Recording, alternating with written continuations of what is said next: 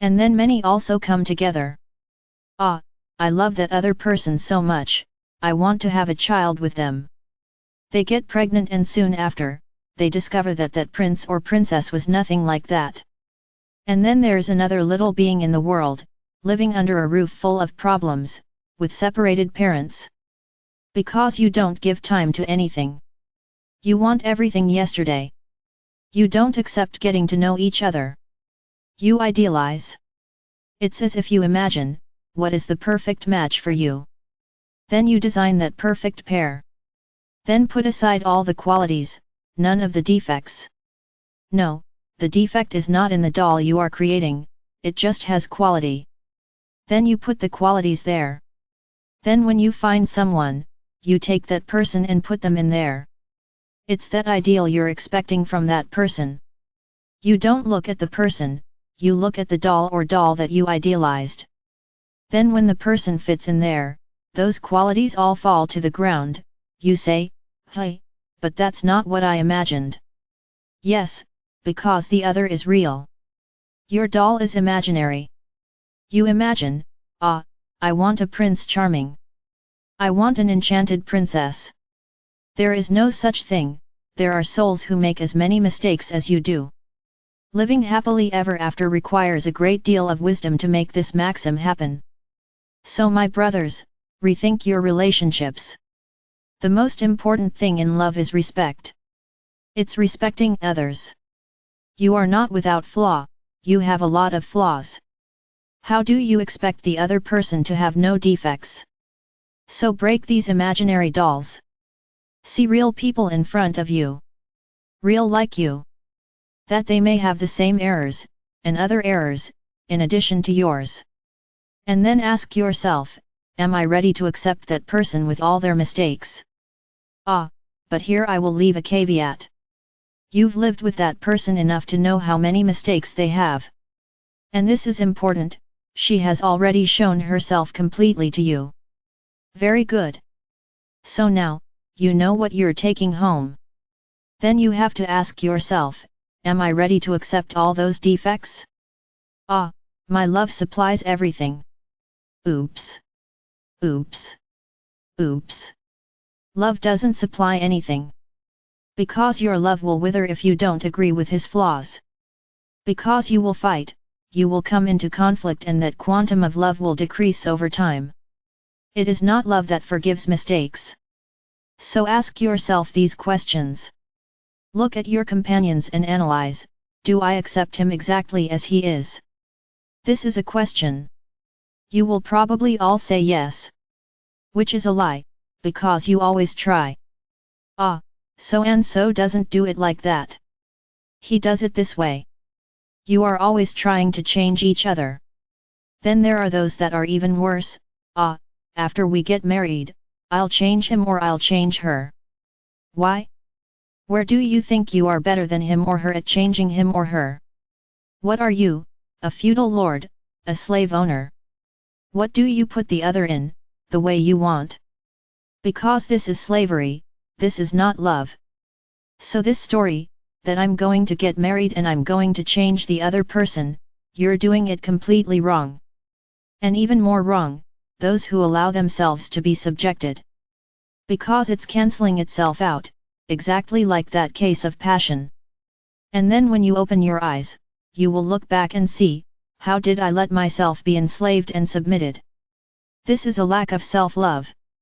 No one has to submit to anyone, not even out of love. This is another point that you do not understand. Ah, for love I will give in.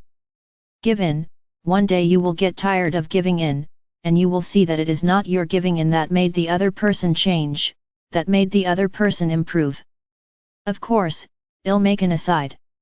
There are certain things that a couple has to reach a consensus on. So they both have to give in, it's different. They are both giving in, for the common good of the relationship. Now when it happens, only one person always gives in, it's wrong. Because there is one who is forcing the other to give in, and the other is submitting, giving in. What kind of love is that? Ah, so as not to lose, I do everything he or she wants. Okay, Where's your self-love? It's been gone a long time. You don't love yourself anymore. It's the same case with passion. You put that one on the pedestal and live for it. So you cancel yourself out for him or her, and where are you? Then tomorrow that other person will end the relationship. And then you go and commit suicide, because you can't bear to live without the other, because your life was the other's life, it wasn't yours. You got lost in the context. The other one left. Where's the life? There is no more. You forgot it was your life, you lived someone else's life, and then you despair, get sick and even kill yourself, due to this passion. Yes, love interesting, isn't it? Interesting types of love. So now I'm also going to talk about the love of parents for their children. I already said it here, and many don't like it. I'm not worried about that you have to manage your children until they are 12 years old. In other words, you are shaping that human consciousness. But that human consciousness is a soul. It is not the product of the joining of the soul of the mother and father, it is not. He is another soul, with another walk. Which has nothing to do with the mother's walk, it has nothing to do with the father's journey. And then you start, no, because you're going to be what I want, you're going to be what I want, you're going to do what I want. Then that soul becomes totally submissive and rebellious, because she did not come into this world to be submissive to her parents. And there are many parents who make this their life goal, to control their son or daughter's life. No, I live for my son.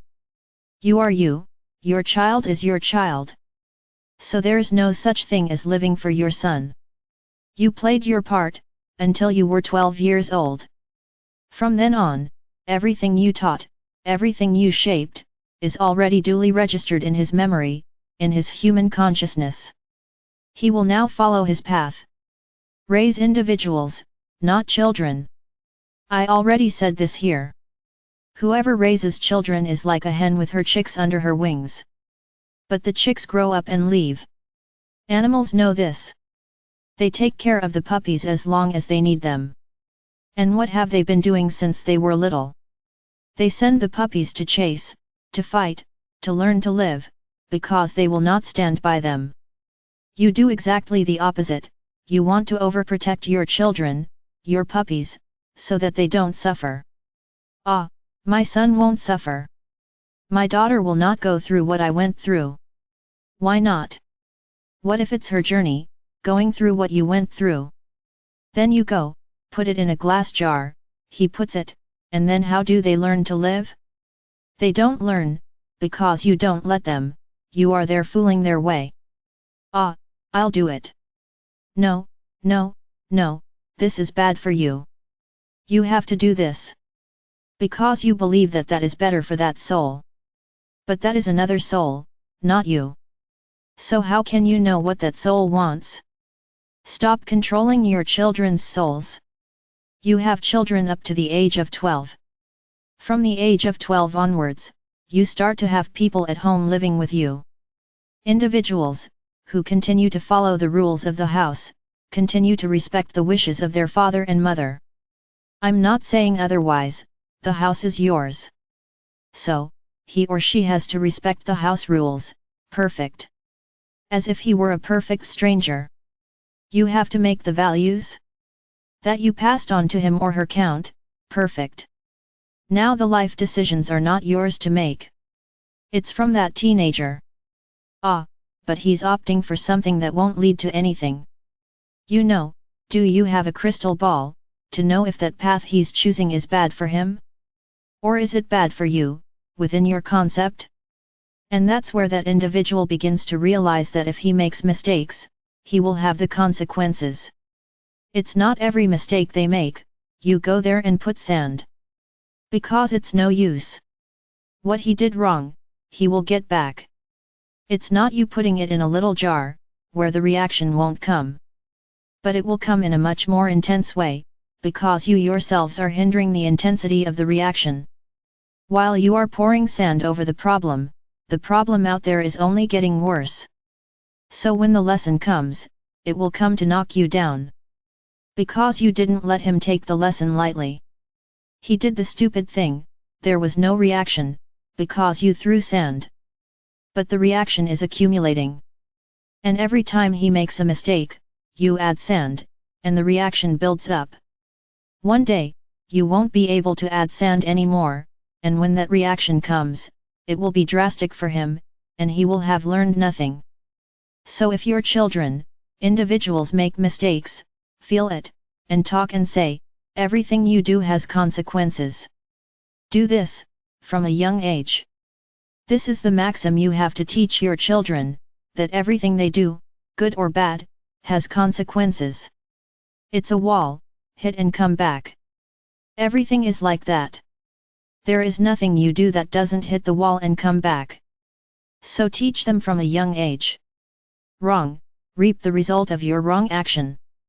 Don't put too much pressure on it, don't put sand in the problem, because he will think, ah, you see? I did something wrong, but my mother and father always find a way to get me out of my trouble. And he will grow up like this, thinking he can do everything, because mom and dad always get him or her out of trouble. What human beings are you creating? What individuals are you creating? So, respect your teenagers. I'm not saying here that you have to be permissive. It's not that. I just said, they follow the rules, imposed in the house. Rules are rules. There's a time to leave, there's a time to come back. Very good. Very good. I want to know where it is. Very good. He still doesn't have the discernment to notice many problems. But it's up to you to guide him, show them that the world is not pink. That's what you try to do, show your children that, the world is pink, that there are no problems at all. No, the world is full of problems. So, from a young age, you have to show them where the dangers are. Because at this age, they start going out alone, going to parties alone, you won't be there, watching what they are doing. What you have to keep in mind is that you taught everything, and rest assured, they keep it. Because you taught. You prepared that individual, for life, for the dangers of the world. So it's not locked inside the house, you're protecting anyone. This is the purest, most wrong feeling of power that can exist. I have power in my son's life. No, you don't. Because he's going to become an adult, whether you want him to or not. That's what many don't understand. Children become adults, and be sure that the more you tolerate, the more he will want to free himself when he becomes an adult. And he will become an unbearable adult. Because you didn't let him live. You have covered up all his mistakes, so that he does not suffer. How beautiful! I repeat again, raise children until they are 12 years old. From there, create individuals to live in the world. They won't have you all their lives. So prepare them for the world, not yourselves. And don't want to decide their lives. As I just said, it's their life, not from you. They didn't want to impose on their children what you think is right.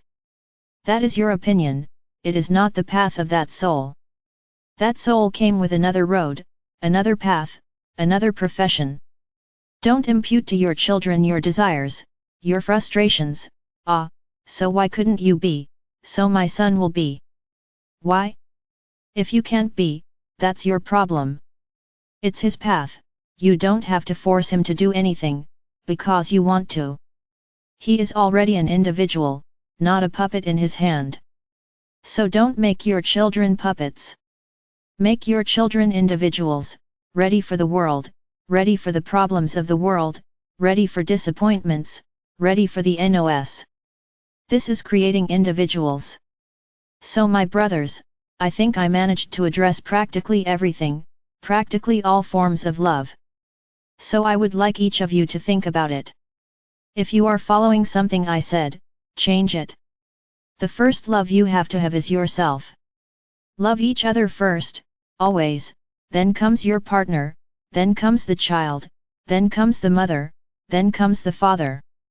You have to love yourself, first and foremost always. So love each other, respect each other, Don't let yourself be subjected. But also don't do to others what you wouldn't want them to do to you. I am Archangel Michael. I am here ready to help each one of you on this journey. I hope I'm succeeding.